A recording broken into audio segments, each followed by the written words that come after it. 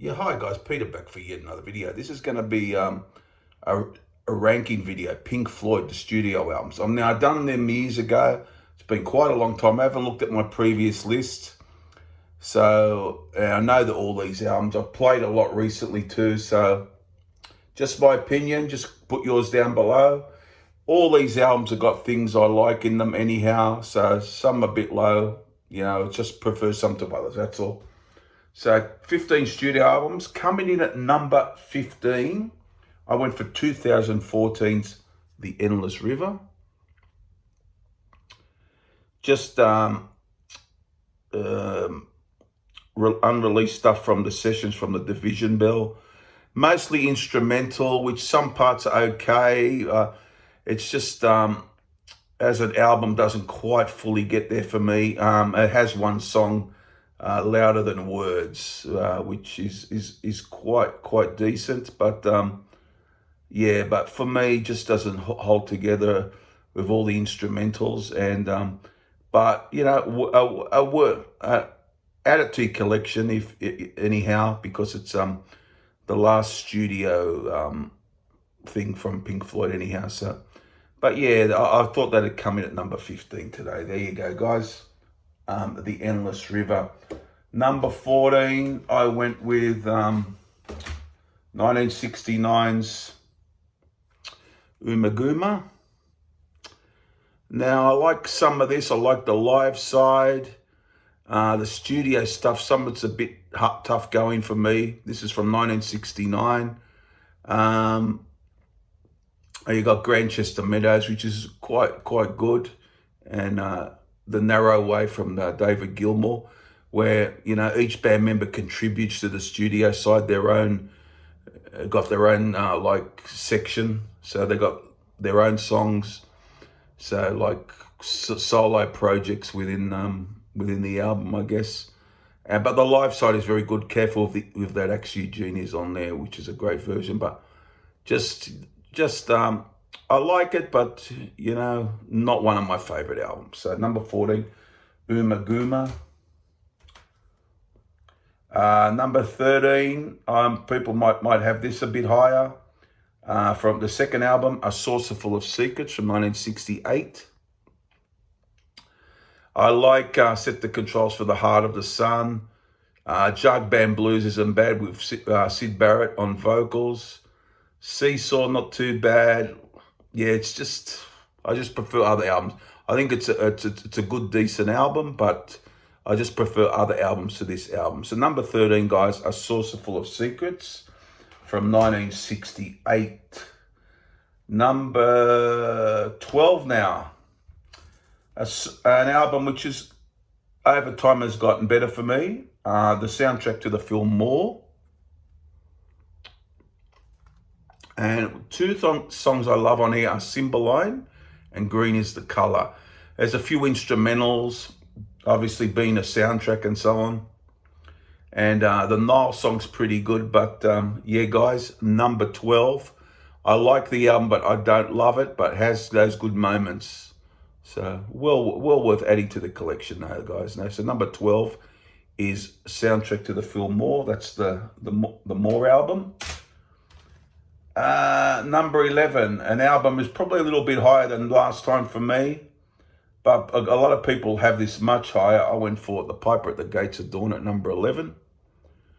The debut of Syd Barrett. I like the singles they did that didn't make the album, See Emily Play and Arnold Lane, but I like Bike. I like The Gnome, Scarecrow. But yeah, some of it I'm not keen on. Yeah, so, but it has got a few good moments for me, but not as a whole. So, yeah, but a historic album in the band's catalogue. Number 11, The Piper at the Gates of Dawn. Now we're going into the top 10. Number 10, the David Gilmour led Pink Floyd. Number 10, A Momentary Lapse of Reason from 1987. What I loved about this, got Learning to Fly. The Dogs of War is good without being great for me. I like One Slip a lot, And On the Turning Away is very good. Sorrow at the End's very good. But yeah, there's some dull moments as well that I'm not big on, but a pretty solid album by the Gilmour-led Pink Floyd. I think number 10 there, guys, is A Momentary Lapse of Reason. Number 9, the 1994 album, The Division Bell. I like this. I like Wearing the Inside Out, sung by Rick Wright. That's a good song. The last few are excellent. Actually, Take It Back is really good. Keep Talking, High Hopes, Lost for Words. Yeah, so real good. The second album, just with the Gilmour-led Pink Floyd, from 1994, guys, is The Division Bell, coming in at number 9. Number 8 now. An album which I really, really like. I wanted to put it higher, but just couldn't. Obscured by Clouds, a soundtrack album, 1972. From the film, was it La Valley? Yep. Two good instrumentals start things off, Obscured by Clouds and When You're In. I love What's the Deal, that's excellent. I love Childhood's End. I love The Gold It's In There, that song. I love that. And Stay's good as well.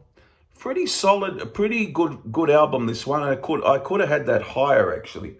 But there's a lot of good Floyd albums out there. I really like this album though. Number 8 for me, Obscured by Clouds. Just a bit of a dark horse in the catalogue, this one. Number 7, 1971, Metal. Great album, really like it. I love One of These Days, and I love Echoes, and I love Saint Tropez and Fearless. I'm not really big on Pillar of Wind. It's not too bad. The David Gilmour vocal is very good, but the song itself I have trouble getting into. Seamus with the dog. That's taken for what it is, I guess. It's quite humorous, I find, but the centerpiece of the album is Echoes. It's a real good Pink Floyd album, this one. People have this higher, I do believe, but I've got it at number 7 there, guys. Metal. Number 6, from 1970, Adam Hart, Mother. Really love this one. That big sweet Adam Hart, Mother, sweet kicks things off. Really great stuff. That's a whole side of the vinyl LP. And then you got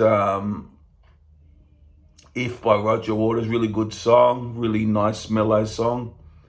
But Summer of 68 with Rick Wright singing is fantastic, as is Fat Old Son with David Gilmour, really good. And those 3 songs are pretty good, actually, the ones I just mentioned. And Alan's Psychedelic Breakfast is quite humorous at the end. It's experimental, and you have he's cooking a breakfast, and he got voices, and it's very experimental Floyd stuff, isn't it? Typical Floyd of that time period. It's to be taken what it is. I quite enjoy listening to it sometimes, but not the high point on the album for me, but the suite and those 3 songs are really good. So number 6 is Adam Hart, Mother, guys, from 1970. Top 5 now. This is where, and I had to have all these in my top 5. Number 5, a very, very underrated album for me. I just love this album. 1983 is The Final Cut. I know people have it way down low. I know that. I realise that. But I just love some of the emotion in this album. I love, The Final Cut, the title track's amazing. Southampton Dock, The Gunner's Dream, When the Tigers Broke Free, which was added to the album later on. You name it, Not Now John. Is it?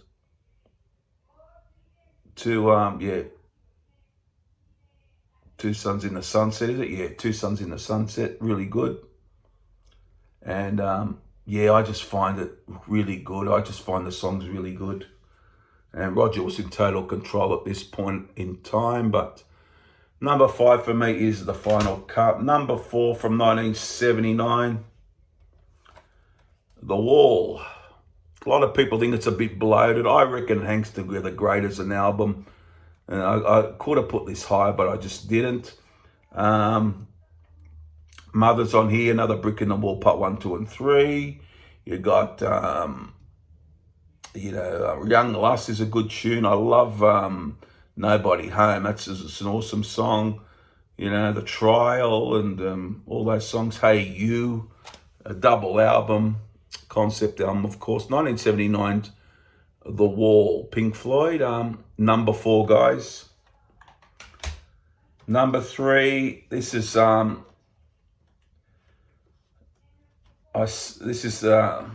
was going to be my top 3 actually, guys. Number 3 from 1973, The Dark Side of the Moon. Really, really epic album. Could have put it at I wasn't going to put it at number 1. I thought about putting it at number 2, but I just didn't. Breathe, of course, that's awesome. You got that soundscape song, track, On the Run. The Great Gig in the Sky with that vocal, a female vocal, awesome. Time, Money, Us and Them. Brain Damage, Eclipse, you got the idea. Guys, everyone's heard this. Really good album. Really great, one of the greatest albums. But for me, coming in at number 3, love it to death. These top 3 could interchange, as you know, guys, very tight up the top. But I'm going to give it number 3 today, The Dark Side of the Moon. No, I tell you, you've probably worked it out. It's down to 2 albums. And for me, number 2 is 1977's Animals.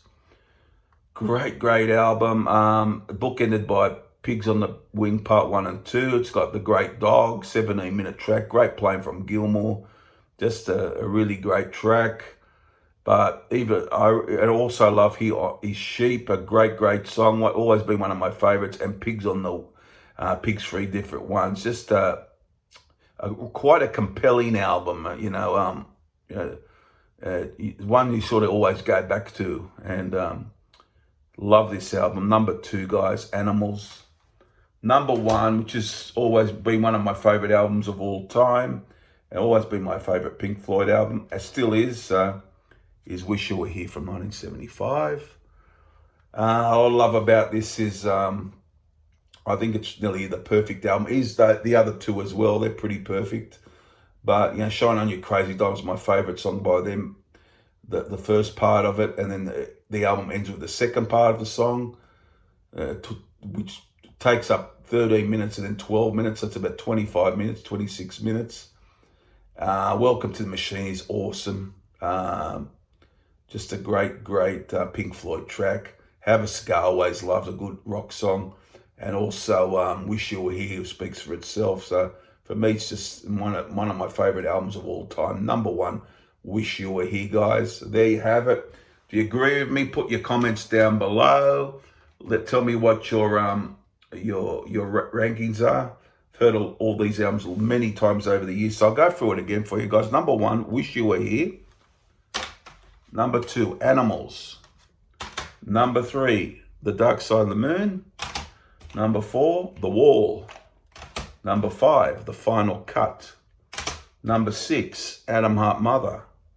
Number 7, Metal. Number 8, Obscured by Clouds. Number 9, The Division Bell. Number 10, A Momentary Lapse of Reason. Number 11, The Piper at the Gates of Dawn.